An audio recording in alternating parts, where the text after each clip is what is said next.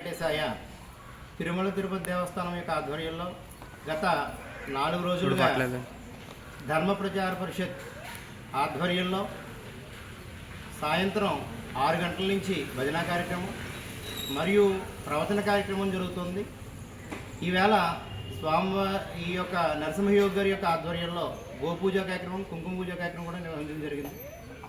అయితే హిందూ ధర్మ సంస్కృతిని నలుమూలలా వ్యాప్తం చేయడం అనేది మనకి ఖచ్చితంగా చేయవలసినటువంటి ముఖ్యమైన కర్తవ్యం. ప్రతి హిందువు కూడా సనాతన ధర్మాన్ని ఆచరించాలి, నుదుటిన కుంకుమ బొట్టు పెట్టుకోవాలి.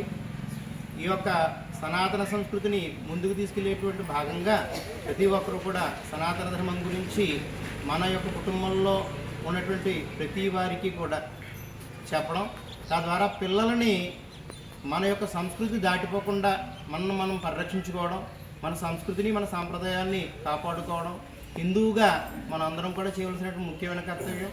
కాబట్టి ఈ 4 రోజులే కాకుండా ప్రతిరోజు కూడా దేవాలయానికి సంబంధించి లేకపోతే వ్యక్తిగతంగా కానీ పూజ, పునస్కారం, బొట్టు, జుట్టు, కట్టు ఈ 3 కూడా ప్రతి ఒక్కరు కూడా ఆచరించి మన యొక్క హిందూ ధర్మ సంస్కృతిని నిలబెట్టాలని కోరుకుంటున్నాం. ఓం నమో వెంకటేశ్వర. ఓం బ్రహ్మాండే నాస్తి కించన వెంకటేశ సమోదేవో నభూతో నభవిష్యతి. ఊరుగంట నరసింహయోగి హిందూ ధర్మ ప్రచార పరిషత్ తూర్పుగోదావరి జిల్లా, ఈ 3 జిల్లాలకి ప్రోగ్రామ్ అసిస్టెంట్ కింద రాజమండ్రి ఆధ్వర్యంలో పనిచేస్తున్నాం.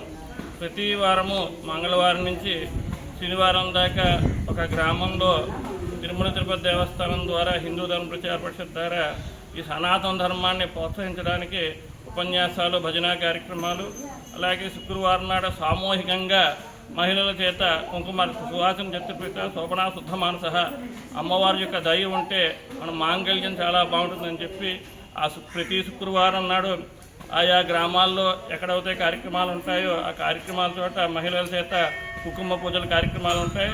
దాని తర్వాత సమస్త దేవత స్వరూపమైన గోవా మంగేశిష్టంటి భువనాన్ని చతుర్దశ, ఈ లోకంలో నడిచే దేవుడు ఎవరంటే ఆవు, తర్వాత బ్రాహ్మణుడు, గో బ్రాహ్మణేభ్య అని చెప్పారు. కాబట్టి అలాంటి గోవు వత్స, ఆ ఆవు దూడతో కూడిన ఆవుని ఇప్పటిదాకా మనం పూజా కార్యక్రమాలు చేసుకున్నాం. అలాగే శనివారం భజన కార్యక్రమాలు, ఇవన్నీ ఎందుకంటే మన సనాతన ధర్మాన్ని వ్యాప్తం చేయడానికి తిరుమల తిరుపతి దేవస్థానం గత 40 ఏళ్లుగా ఇలాంటి కార్యక్రమాల ద్వారా జనంలోకి వెళ్ళి ఆ జనాల్లో ఈ హిందూ ధర్మాన్ని స్థాపిస్తున్నాము. ఏడుకొండలవాడ వెంకటరమణ గోవింద.